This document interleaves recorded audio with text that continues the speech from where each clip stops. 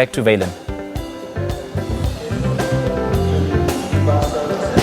Thank you very much, Simpiwe. What a race it was, and what a way to get a Wednesday morning started. We beat all the traffic between Midrand and Centurion on the Gautrain, and we nearly beat the Alouette 2 chopper had it not been for the fact that we had to slow down on our way into the Centurion station. But it was a great race, and all for a great cause, to promote the South African Air Force Museum show, which is going to be taking place at Swartkorps Air Force Base this weekend. I was on the Gautrain. With me, I've got the Gautrain Management Agency CEO, Mr. Jack van der Merwe.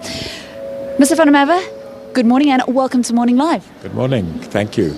You have been hosting myself and the crew, two of which our crew members were on the Gautrain for the very first time this morning. Are you a little bit disappointed that the Gautrain got beaten by 12 seconds by the Alouette?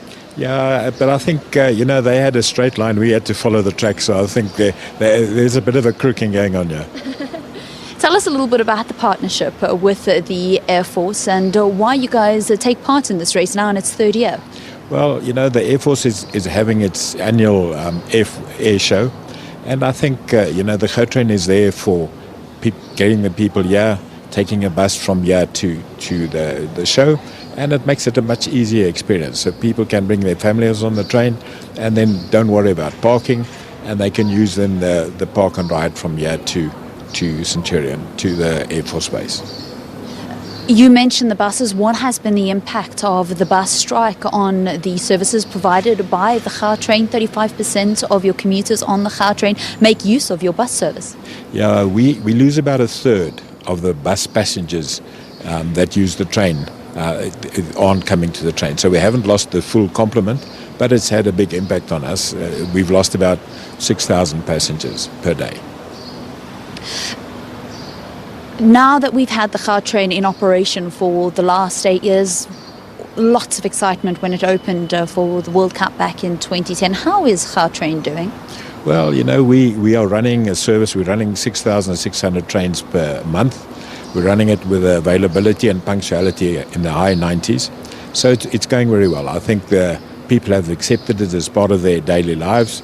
And they get on the train and they go to work. They have no hassles on getting stuck on Ben Skuman and getting stuck in accidents and congestion.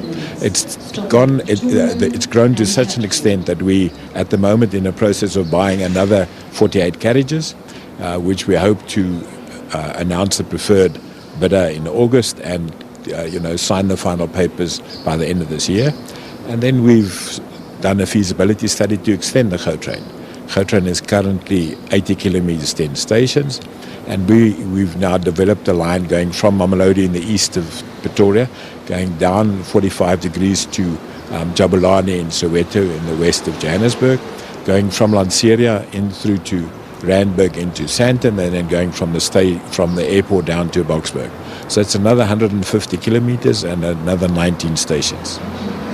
That's very exciting for many commuters here in Gauteng, and I suppose music to the ears of those that actually live in those areas. But how far are we from that actually coming into operation and being a reality?